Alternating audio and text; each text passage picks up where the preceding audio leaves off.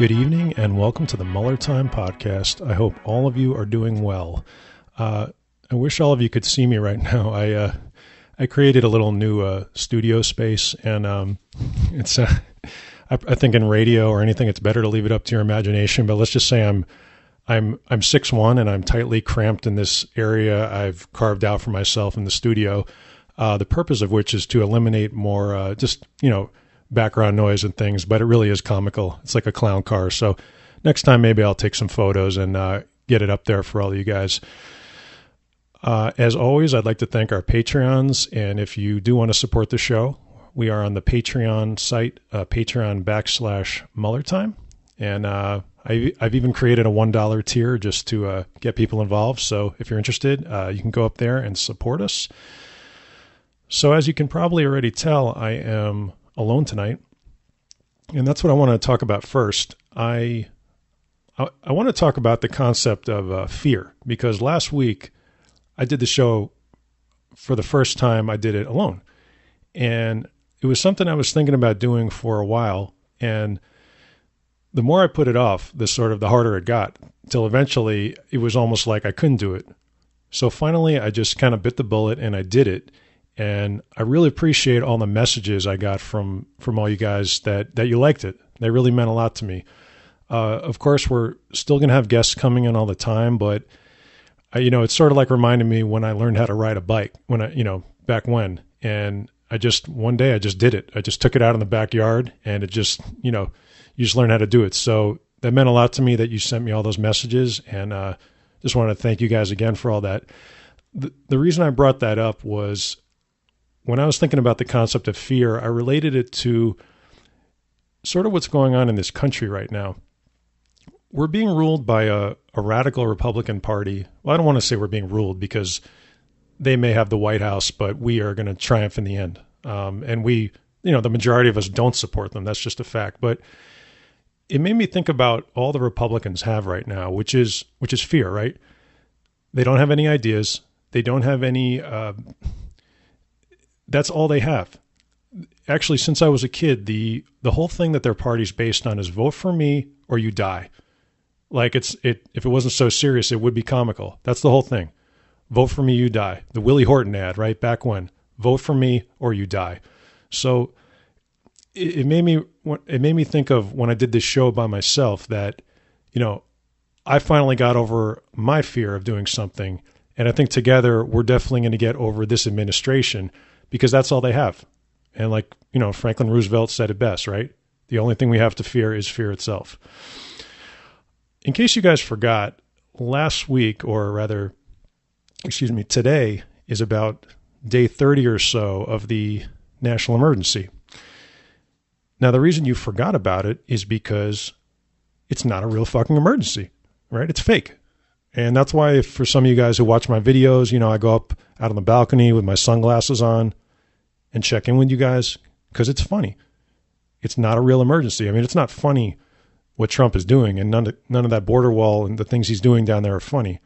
But the national emergency does have a little bit of humor. So it occurred to me that if this was actually a real emergency, a lot of people would be calling the White House. I mean, wouldn't you? Of course you would. They'd be deluged with phone calls, all right? So I think that this show should do our part.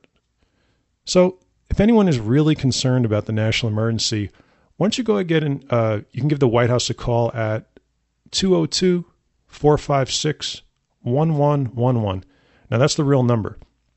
Again, that was 202-456-1111. And this is the key thing. Make sure you let them know the Mueller Time podcast asked you to call. That's the key thing. Very important. And just, I would check in and just say, anything you're thinking about this national emergency. That's their comment line, right? So that's the line that I don't think it's a live person. It's just for you to check in with them. But we should really let them know. And if there's any tips or anything that we need to know in this grave, dangerous emergency, that's something that we'd like to know. This is definitely not a serious story, but I just love it. It was just the funniest story of the week. And in a time where there isn't where there isn't a huge amount of humor, you do look for it. And that would be Jexodus. If you don't know what Jexodus is, you may or may not. During the week, it came out that a woman who I won't name because it's not really relevant and why give anyone press who doesn't deserve it. A woman who worked for Donald Trump has come up with Jexodus, which is the exodus of the Jewish people from the Democratic Party. Now, and she's been on Fox News, and Trump tweeted about it because they're trying to push this thing. But like everything with the Republicans, it's fake. It's an astroturfing thing. It's totally fake. But it is funny. So this woman who worked for this woman, you can't even really say this stuff with a straight face. This woman who worked for Donald Trump has created a movement where she believes that Jewish people should leave the Democratic Party. Now, the first thing that's funny about this is that, and I wish I could claim that I thought of this, but I actually saw Sam Cedar talking about it. She's not a Democrat. So she was on as Mr. Cedar so aptly, astutely pointed out, she was on Fox News and she was talking about this Jexodus thing, and she said, "We are leaving, but you're not a Democrat." It's like, I don't know, am I crazy? Like, does anything the Republicans do, is it ever honest? Like, I would have so much more respect if you just said, "Look, I'm a Republican, but I think this is what you should do." But they can't even do that.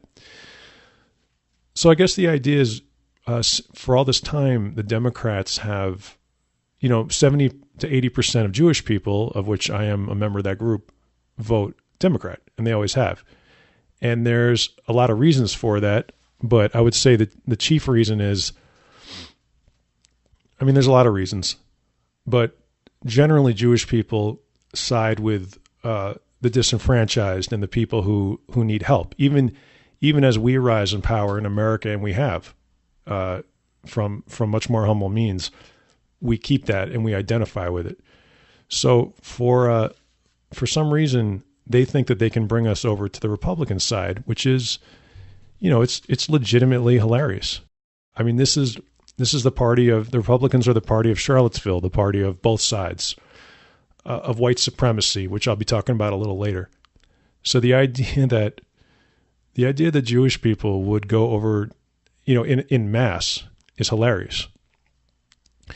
Now, there's always going to be a percentage, and it's in my life experience, it's been about the same. About 20% of Jewish people are Republican, and some are very sort of hard line. And a lot of that has to do with Israel. And it's, again, it's not something I agree with, but that percentage has stayed. I support Israel, but not in the way that they do, in this kind of blind, hardline stance, where you're throwing everything else out. And so I guess these Jexodus people think that they can, sway us. And it's just very funny. So I actually contacted them for an interview, and they didn't write back, which is pretty typical. You'll find with the modern Republican Party in America that the free speech grift has become very big. Like these guys like Ben Shapiro or whatever, their favorite thing to do is go to a college campus and cause a firestorm, and then they don't speak, and then they get paid, basically. But what I've found through the course of this show over a year is that I often will contact these organizations, even asking, "Hey, I'll go on your show." I'll go on the firing line as the Democrat or the progressive or whatever you want to call me. They almost never write back, virtually never. And this is just another one. I would love to talk Jexodus with that woman. And, maybe she will write back. I don't know. But that just made me smile. And it really is good to have a laugh every once in a while these days.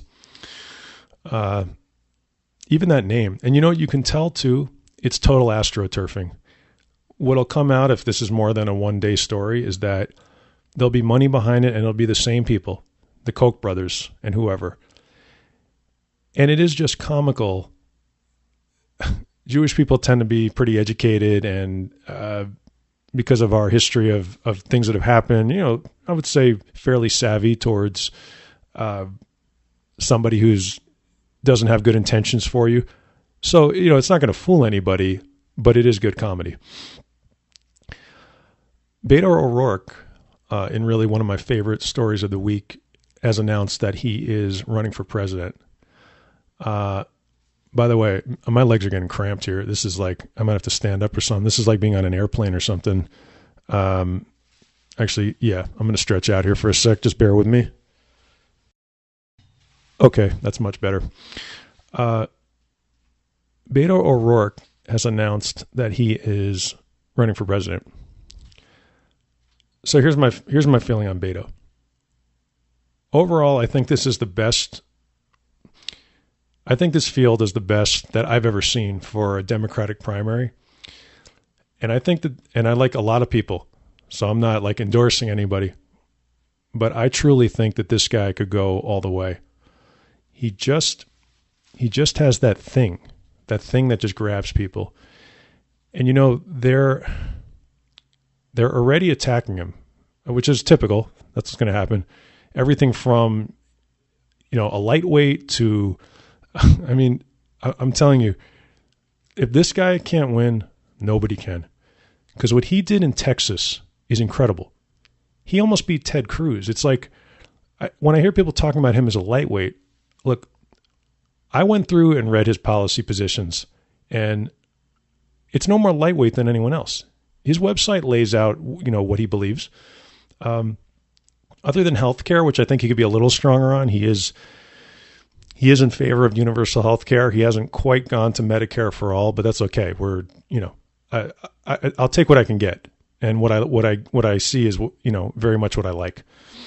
I'm telling you, this guy is just, he's a real person. I mean, you could tell. And yeah, he comes from a fairly wealthy background. And yes, he's only has a few years of experience, but he's been in Congress, and he also has life experience. I mean, the guy, I think like getting arrested is a sign that you should be, but it shows that someone has made mistakes and kind of owned up to them. The big one that came out this week was that this guy is a hacker. I mean, he was a real hacker. He was a member of the United States' most famous hacking group. They're called, and this is a real name, the Cult of the Dead Cow. Now, I'm sorry, but if you don't think that that's awesome, I don't know what to do for you. And it's not like this guy was committing some big crimes. He stole a little phone, long distance service, whatever. You're a teenager. It's forgivable. But to me, the big point is that this guy is able to galvanize crowds in a way that, I don't know. All I can say is, like, while there's a lot of great candidates, I think that's a gift that is very hard to find. And if he was able to do that stuff with Cruz in Texas, really, imagine what he could do in America. So I'm really looking forward to his candidacy, and actually I'm going to look into seeing maybe if I can work for him. I would like to work for one candidate. I don't know who it's going to be, but don't discount this guy. Really, he's something special. So let's get into Mueller. Last week was very big in the Mueller investigation. So let's get into some updates here. First of all, I didn't even have this on my list, but it's really been getting me. The reports about the Mueller investigation ending are you as sick of it as I am?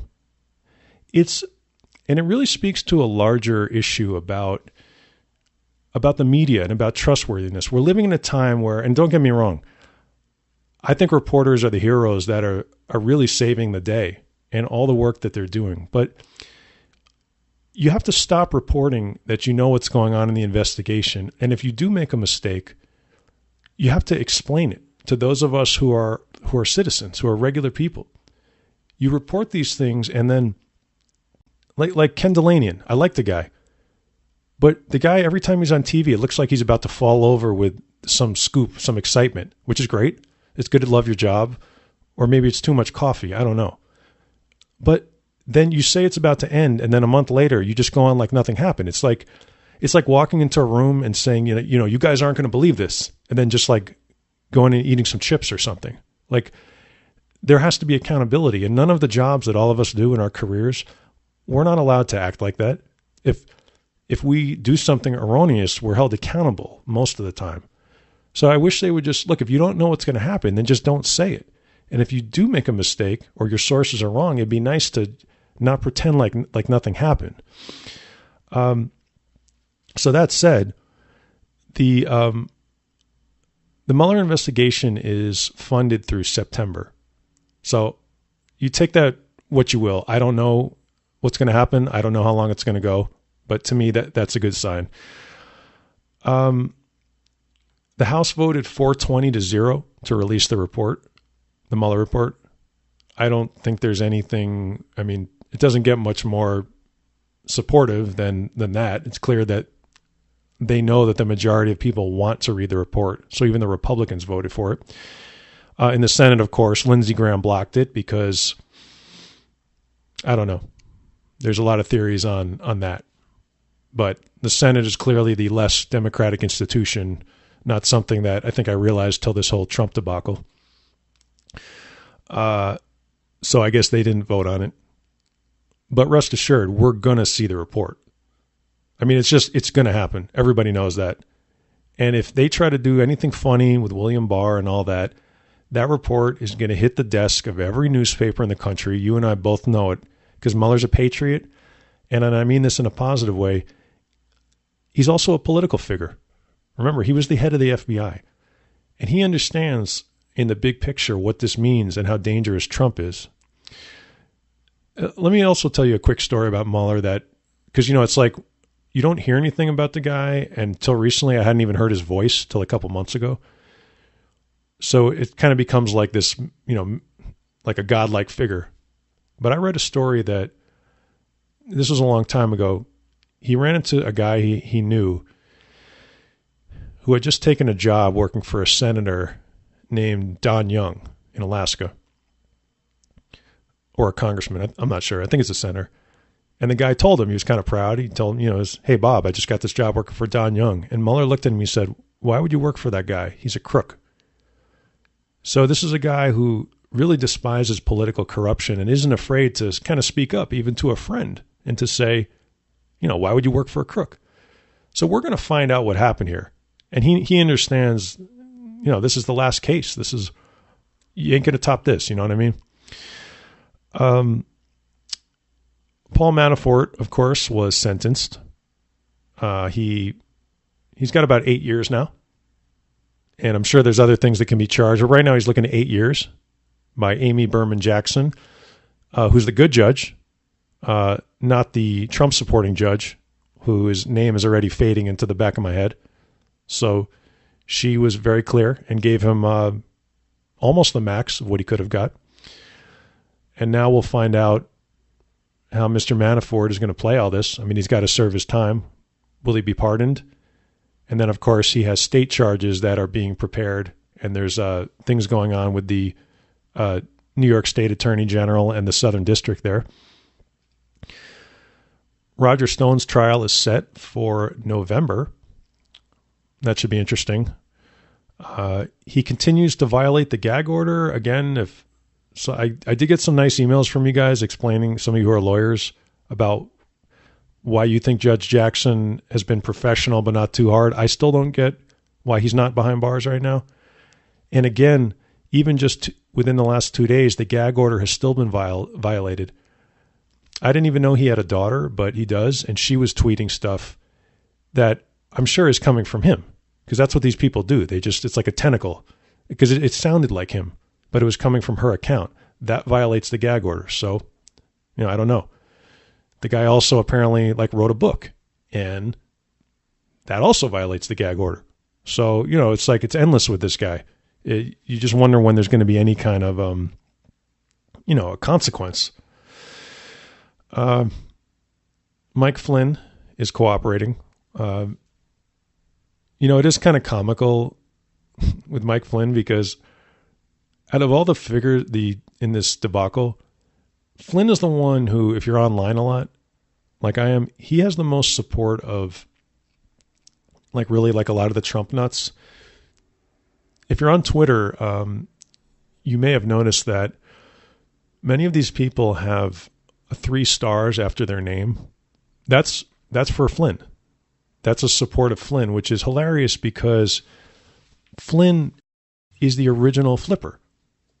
I mean, that's what's so comical.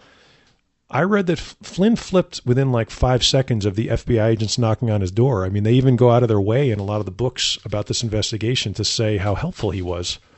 And just that he was totally upfront. And he even, I mean, it just doesn't make sense. So for whatever reason, they are incredibly, I don't know, they made him into a martyr. Maybe it's the military thing. I have no idea. So he's still cooperating, but from what I read, it's basically about complete. And he'll be ready for sentencing. I'm sure he's going to get virtually nothing, which for treason, I think Flynn should be behind bars forever, but I'm not a prosecutor and I'm not an investigator. So I'm sure he helped lead to much bigger things, his information. So it is what it is, I guess, huh? It's not a perfect world. Rick Gates is the one who's actually still cooperating. And some people believe that Rick Gates can be the most crucial figure in this because as the deputy, remember, he was the deputy chair of the RNC. He was, of course, Manafort's right-hand man. He's kind of like Henry Hill from Goodfellas, right? The guy who kind of operated at all levels of the mob without actually being in the mob. And Rick Gates knows a lot. So from what they're saying, he's nowhere near ready for sentencing. And apparently, from what I'm reading, they said they were very clear, multiple investigations, so not just Mueller. Some of the reporters I read implied that he's very heavily involved in the inauguration investigation in the Southern District and, where all that money went, stuff like that. So we're going to find out. He's an interesting character. I mean, he's a crook, but there really could be, a lot. We could be learning a lot about Mr. Gates soon, and I'm surely hoping to find out more.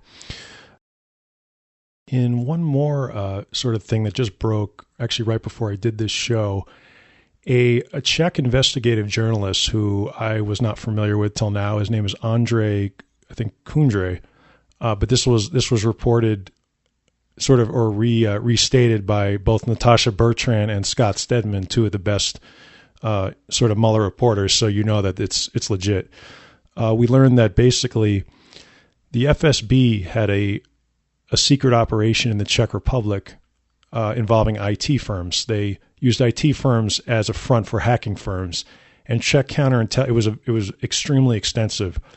I hope somebody translates the article because basically you sort of have to go by what the other reporters were saying, but.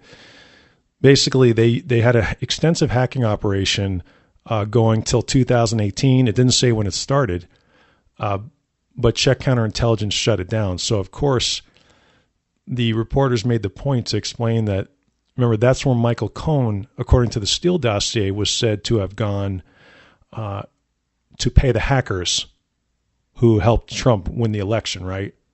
And I know he says he wasn't there and all that, but that's a pretty, as Natasha Bertrand herself said, that's a huge development. So Russia had a massive hacking operation there until 2018. So it becomes more and more clear, I think, that the Steele dossier is true, of course. And that, I don't know if Michael Cohen was there or not, but something clearly went down there. So Andrej Kundra, I really need to learn how to pronounce that. That was a big one. And that was pretty much Mueller for the week. I think a lot's going to happen this week. You could sort of tell because I saw something that I've actually never seen before. It was on Saturday. Virtually at the same time, Trump and Sarah Sanders and Ronna Romney from the GOP, they were all attacking the Mueller investigation. I've never seen that. And I've never seen Sanders do it from the press secretary account. I mean, maybe once or twice, but not like that. It was a real lunatic one, even for her. So, I think these people are really running scared because they know what's coming. The the main thing I wanted to talk about today actually was I want to talk about Republicans and the existential threat that they pose to democracy, to this country. And the reason I'm bringing it up is that I want to solicit your opinions on how we can fix this, because this is a team effort. And the more and more I do this show, that's what I like about it. So if you have any opinions on this, it's MuellerTimePodcast@gmail.com or any of our social media, which I'll plug later. We're on all of them. It seems to me that, especially with some of the events of the last week that I'm going to get to, our biggest problem in this country, it's not people from outside the country. It's not terrorism. It's not ISIS. It's Republicans. I mean, that doesn't give me any pleasure to say that. It makes me sad. Like, you need to have more than one party in a country. But this is a party that is an existential threat to this country. And in three ways, which I outline, right?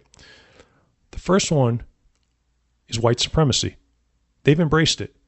The parties, they have no ideas, no goals. Like I said at the beginning, the whole thing is now preserving a group of white people that trends are showing that's just not the way the world is going. And who fucking cares? It matters who people are on the inside. It's not a cliche. It's true. But that's what the party is. That's why Trump won. Part of why he won. That's like why Ta-Nehisi Coates wrote that great piece, the first white president. That's what Trump is. So that's what this party has embraced, white supremacy. The second thing, the danger, is their willingness to get in bed with any foreign country, which is called treason, right? Or it used to be. His supporters don't care, and in fact appear to show allegiances to countries like Russia and dictatorships around the world over their own people, over us, Americans. And the third is that, and maybe the most dangerous thing, these people are fundamentally not American as we understand it. They're anti-government extremists. So they're against climate change, and they're against your kids going to a good school. And the reason people come to this country, they appear to be against it. So what I want to put out there is, how do we, if not stop this problem, how do we control it, right? Because Trump is just the symptom, right? He's not the disease. And I don't know if it can be stopped, but I think it can at least be, what do they call it? Quarantined. You can at least get a handle on it. Now, the number one thing is obviously voting, right? Voting in our candidates. But there have to be other ways too. There has to be some way to at least to bring these people around, or if not, at least contain the problem, right? Because we all got to share this country together. So if you have ideas on that, again, it's MuellerTimePodcast@gmail.com. I would really like to know. I mean, I have my own ideas, but I like to solicit opinions. Facebook is under criminal investigation. Yeah, womp womp. I know it's like probably the third one. But this one was broken by the New York Times. Their data collection is under investigation, criminal investigation by I think it was the Eastern District of New York. So this is about how when you took a quiz about whatever personality and how it went straight to Cambridge Analytica and they harvested the data. That's pretty much what it is, but not Cambridge Analytica specifically. It's about how they allow their data to go everywhere, which again gets back to the heart of a lot of this Mueller investigation, which is, what did they do with that data and how did they deploy it against us? Facebook has to be held accountable, and these tech companies, they've got to be held accountable for what they did, because we have an election coming up, and they haven't really made much change. So what's going to happen? Like, one of the founding principles of criminal justice is that if you don't hold people accountable, they'll continue to do the same thing, right? Impeachment. Nancy Pelosi made some comments that, you may or may not agree with. Basically, she came out strongly in an interview and said, I think we should focus on other things. So I've been talking about this with people all week, and I'll just, put it out there and just say I don't agree. I understand that she has a lot bigger things in mind and she knows a lot more than I do. The way I look at this is that it's not like an option, right? Like the founders put impeachment in the Constitution for a reason, and we're living in that reason right now. There'll never be a bigger reason than Donald Trump. He literally is the reason. So we elect our officials to carry out, what's their number one goal? It's to carry out the Constitution, right? It's to carry out and to represent us. So it's not an option. That's why it's in there for right now. And not only do we not know what's going to happen tomorrow with Trump, which makes every day that he's in there a menace, what about down the line? Isn't it true that right now, in some ways, aren't we dealing with this because Nixon was never really held accountable? He resigned, but he was pardoned. So it sets a tone and a precedent, and you never know what's going to happen. I mean, if this guy's not impeachable, who is? So, I appreciate the good work she's put in, and she's definitely played him enough times to, solidify her reputation as one of the greatest, if not the best speaker of the House ever. But it's okay to come out strong. It's like, again, it's like this thing, it's like walking into a room and like just, it's like you want a raise, right? Or it's like walking into a room with your boss and just saying, you know what, I don't need a raise this year. You're like taking yourself out of the game before, let's just see what happens. I don't know. Maybe she knows something I know she knows stuff that we don't know. So I guess we'll find out. But I think it's okay to do what Tom Steyer does in these people and just say, look, this guy needs to be impeached. I mean, it's not like he's going to change his tactics, right? He's not going to be any nicer. That's just something that Democrats have to get through their head. These Republicans are never going to like you, and they're never going to be nice just because, you cut them a break at any point, in my opinion. Just two more, and then we're going to wrap this thing up. This might be the biggest story of the week, the last couple of weeks. Cindy Yang, if you've been following, is the businesswoman in, that's a charitable term for what she does. She owns the massage parlors, which really function as human trafficking operations and, where prostitution takes place in Florida, where Patriots owner Robert Kraft was arrested, and a lot of other prominent people are been there. And now it's coming out that Cindy Yang,